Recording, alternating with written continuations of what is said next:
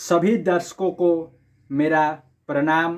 तो आज के इस वीडियो में हम लोग जानने वाले हैं कि कैसे जो है विवाह प्रथा का जो है शुरुआत हुआ। आजकल के जो विवाह में जो परंपरा है उसे हम लोग को छोड़ना चाहिए, क्योंकि आजकल के जो शादी है, विवाह है, उसमें बहुत ज़्यादा लोग जो है दिखावे के नाम पर लोग खर्च करते हैं। बहुत सारा जो पैसा है वो बेटी के घर वाले जो होते हैं उनको दहेज देने में, फिर बारात के लिए सब व्यवस्था करने में, ये सब घर को सजाने में, ये सब में बहुत सारा पैसा जो है खर्च हो जाता है। और जितना आजकल के समाज में लोग सोचते हैं कि हम जितना ज़्यादा खर्च करेंगे उतना ही आज हमको लोग अच्छा समझेंगे।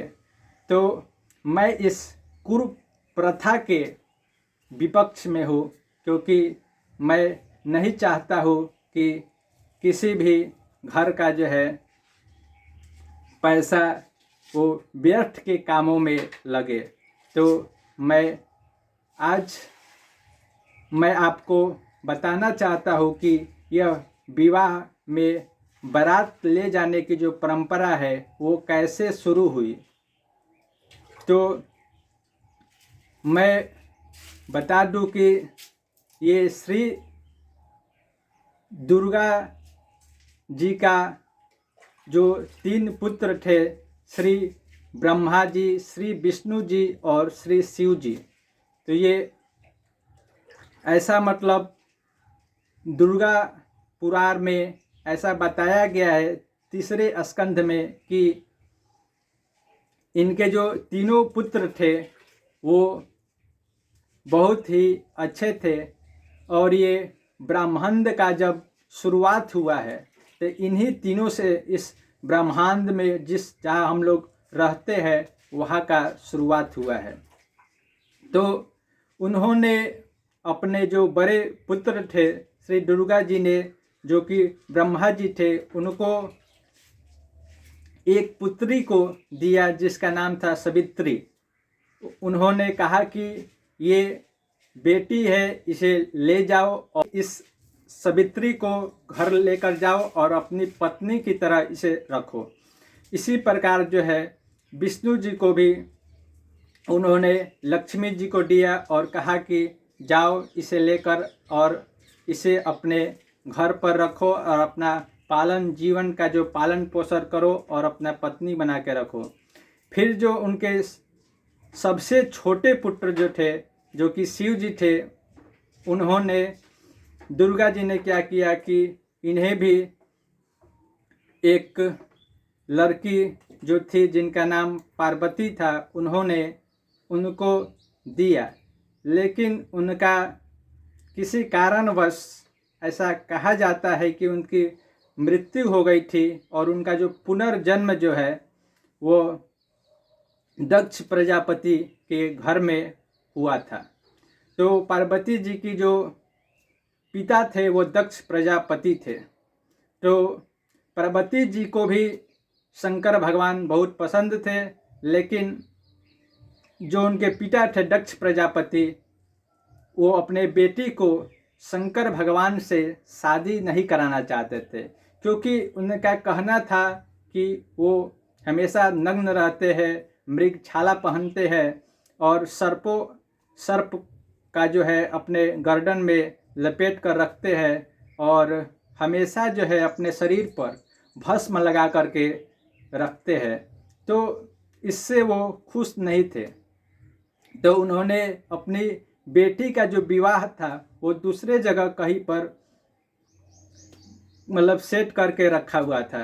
लेकिन पार्वती जी को उनसे प्रेम हो गया था शंकर भगवान से, तो वो कैसे भी करके उन्होंने एक सूचना जो है उन शंकर भगवान के पास पहुंचा दिया। तब जाकर ये दोनों लोग जो है आपस में मिले और इन लोगों का जो है विवाह जो है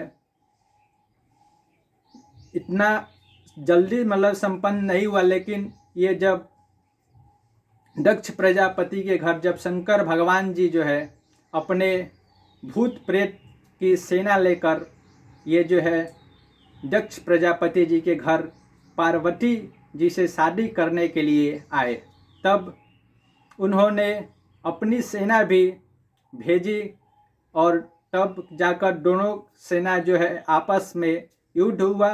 तब जो है जाकर शंकर भगवान की जो शादी थी वो माँ पार्वती से हुई, और इस प्रकार जो है उन दोनों की शादी में लोग तो आए थे, उनकी सेना थी, वो इसलिए लेकर के आए थे क्योंकि उनको सुरक्षा चाहिए था, इसलिए नहीं कि उन्हें मतलब बारात दिखाना था कि हमारे साथ इतने लोग आए हुए हैं।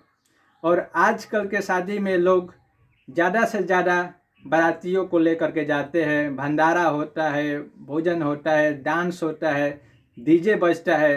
पहले ऐसा कुछ नहीं था, ये सब कुपरंपरा जो है उसी समय से शुरू हुआ। मेन उधर मकसद था कि अपना बचाव के लिए वो गए थे, ऐसा कोई बाराती ले जाना उनका मकसद नहीं था।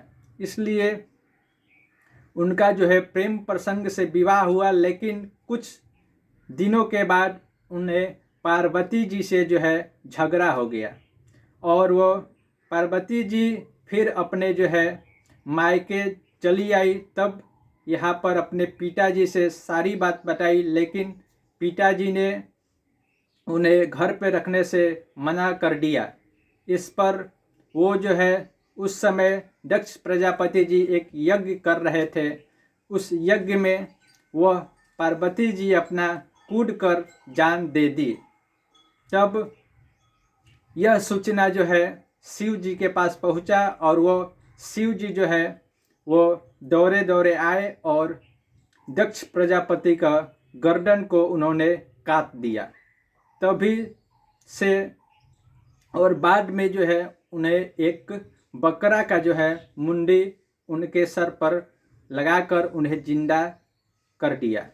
तो ये सब प्रेम प्रसंग विवाह अगर होना चाहिए तो दो व्यक्तियों के मिलजुल से होना चाहिए। ये प्रेम प्रसंग आजकल जो चल रहा है, ये जो कुप्रथा है, इससे आप लोग देख सकते हैं कि भगवान देवी देवता लोग भी इससे नहीं बच पाए। और ये प्रेम प्रसंग का जो शादियाँ थी, जो विवाह था, उनसे क्या क्या हो गया।